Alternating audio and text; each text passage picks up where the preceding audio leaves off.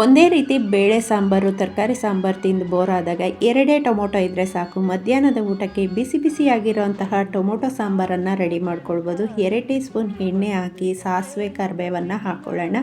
ಈ ರೀತಿ ರೆಸಿಪಿಗಳಿಗಾಗಿ ನನ್ನ ಪೇಜ್ನ ಮರೀದೆ ಫಾಲೋ ಮಾಡ್ಕೊಳ್ಳಿ. ಸ್ವಲ್ಪ ಅರಶಿನ, 2 ಈರುಳ್ಳಿಯನ್ನು ಹಾಕಿ, ಒಂದು ದಪ್ಪು ಬೆಳ್ಳುಳ್ಳಿಯನ್ನು ಸಿಪ್ಪೆ ಸಮೇತ ಜಜ್ಜಿ ಹಾಕಿ ಈ ರೀತಿ ಚೆನ್ನಾಗಿ ಒಗ್ಗರಣೆಯಲ್ಲಿ ಫ್ರೈ ಮಾಡಿ 2 ಟೊಮೊಟೊವನ್ನು ಹಾಕಿ ಅದನ್ನು ಹಾಕಿ ಲಿಡ್ಡನ್ನು ಮುಚ್ಚಿ 2 ಸೆಕೆಂಡ್ ಬೇಯಿಸಿದ ನಂತರ ಸ್ವಲ್ಪ ಹುಣಸೆ ರಸ, ಸಾಂಬಾರು ಪುಡಿ 2 ಟೀ ಸ್ಪೂನ್ ಆಗಷ್ಟು ಸಾಂಬಾರು ಪುಡಿ ಹಾಕ್ಕೊಂಡು ನಮಗೆ ರಸಮ್ ಕನ್ಸಿಸ್ಟೆನ್ಸಿ ಎಷ್ಟು ಬೇಕೋ ಅಷ್ಟು ನೀರನ್ನು ಹಾಕ್ಕೊಂಡು ಈಗ ಸ್ವಲ್ಪ ಬೆಲ್ಲ, ಕೊತ್ತಂಬರಿ ಸೊಪ್ಪನ್ನು ಹಾಕಿ ಫೈನಲಿ ಒಂದು 2 ಸೆಕೆಂಡ್ ಈ ರೀತಿ ಕುದಿಸ್ಕೊಂಡ್ರೆ ಬಿಸಿ ಬಿಸಿ ಆಗಿರೋ ಅಂತಹ ಟೊಮೆಟೊ ಸಾಂಬಾರು ರೆಡಿ.